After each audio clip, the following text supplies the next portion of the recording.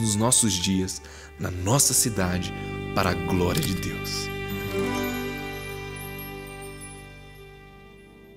Olá, queridos amigos, é realmente muito bom tê-los mais uma vez aqui conosco no novo programa Janela para a Vida, que estreou de cara nova no último domingo.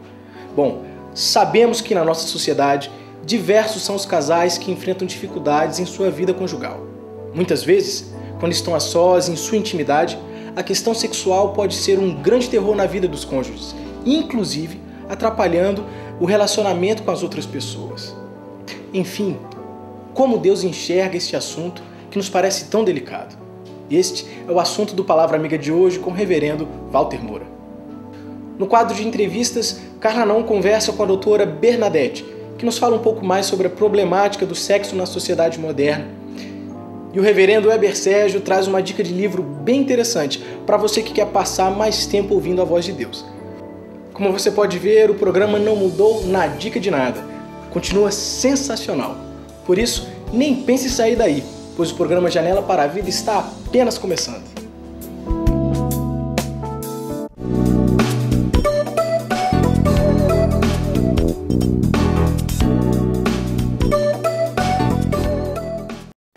Bom ter você mais uma vez no programa Janela para a Vida. Está conosco hoje a Bernadette Miranda Costa. Bernadette é agrônoma, mas atualmente ela voltou para a escola e está no 9º ano de psicologia e tem trabalhado e estudado o tema do desenvolvimento da sexualidade. Bernadette, é um prazer ter você conosco no nosso programa. Agora, o que levou você a essa mudança radical de ramo, ou seja, deixar a agronomia e querer aprofundar na psicologia e principalmente nesse tema da sexualidade? Bom, eu buscava respostas, né, para tantas questões ligadas à sexualidade. E eu ouvia muitas vezes psicólogos, médicos, pessoas ligadas à questão do desenvolvimento sexual, falando, é assim mesmo, não, isso não tem resposta, é muito complexo. E isso me despertava uma curiosidade muito grande com as questões da sexualidade. E estudando os teóricos, neurocientistas, neurofisiologistas, e eu cheguei à conclusão, por eles mesmos, que eu ainda não tenho qualificação para ter uma teoria própria, que as coisas não são bem assim. A sexualidade tem nome, endereço e tem razões para ser desenvolvida dessa ou daquela forma. Agora, nós podemos dizer que existe uma sexualidade saudável? Sim, existe uma sexualidade saudável. Os teóricos, eles classificam a sexualidade saudável aquela que se desenvolve em torno do eixo genital. Embora hoje isso não seja politicamente correto, se falar em sexualidade saudável ou doentia, pela grande quantidade de formas com que o prazer é entendido, mas em termos teóricos, a sexualidade saudável é a que se desenvolve em torno da sexualidade genital, ou seja, preferencialmente genital. As questões que envolvem os antecedentes a esse prazer final são somente tidos como carícias e não como o ato preferencial. Agora, como se dá o desenvolvimento dessa sexualidade? Quando que ela começa? Olha, a sexualidade ela começa desde que há a concepção, né?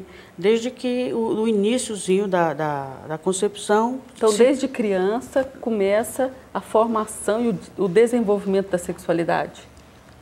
Ela começa com o desenvolvimento biológico. Agora, a formação se dá, esse desenvolvimento prossegue com a interação familiar, que é o primeiro momento do desenvolvimento da criança, e aí com o social vai continuando esse desenvolvimento até a vida adulta. É tanto que você vê hoje pessoas adultas que não têm uma identidade sexual definida, porque esse desenvolvimento sexual não foi complementado ou não amadureceu, né? Mas ele é um desenvolvimento contínuo. E ele tem uma curva ascendente e uma curva descendente. Ele segue desde a infância, atinge o seu ponto máximo e tem um declínio com a idade. Isso é fisiológico, como toda vida biológica, como todo ser vivo. E qual que é o papel dos pais durante a formação dessa sexualidade, ainda na fase de criança? Hoje, a psicologia orienta que as crianças devem brincar com todo tipo de brinquedo, que as crianças devem participar de toda... não deve haver uma diferenciação para que não haja preconceitos, para que... então, essa mistura tem feito uma confusão muito grande na cabeça dos pais. Porque, para não haver... o homem compreender o papel da mulher, a mulher compreender o papel do homem, mas os pais não sabem muitas vezes, porque eles não tiveram esse tipo de formação e nem todos eles têm acesso a esse tipo de informação da forma correta. Então, muitas vezes, eles permitem que os filhos brinquem e com todo tipo de brinquedo e assumam aqueles tipos de papéis e que, ao invés de gerar uma definição de papéis na cabeça da criança, gera uma confusão de papéis, provoca uma indefinição. Não que a questão dos papéis, na hora do brincar, é claro que é saudável a criança brincar com tudo, isso não tem realmente em si uma coisa, não é uma coisa muito séria, mas tem que levar em conta a questão simbólica. Se a criança vive aquele papel, é o Winnicott, ele usa a brincadeira, o brincar, como uma questão de simbolização para a identificação. E se você usa essa brincadeira e essa brincadeira assume um papel de confusão, é claro que a criança vai perder a capacidade de se identificar corretamente. Isso pode gerar uma identificação confusa depois. A outra questão muito séria no papel dos pais é a questão da vida dupla dos pais, né? Não uma vida dupla no sentido de eu hoje sou branca, amanhã eu sou preto, não. Uma incoerência. Uma incoerência. Viver uma incoerência. Entre a vida e o discurso. Né? E fala uma coisa, mas na prática é outra. Isso é muito comum nas questões religiosas. Eu sou isso na igreja, mas em casa eu sou outra coisa totalmente diferente.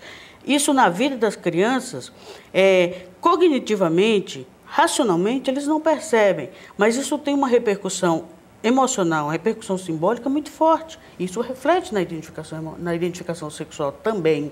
Às vezes até como um processo reativo, uma negação em se identificar com aquele papel de pai ou de mãe. Entende? E isso pode se reverter no futuro em uma recusa de se identificar com aquele modelo familiar.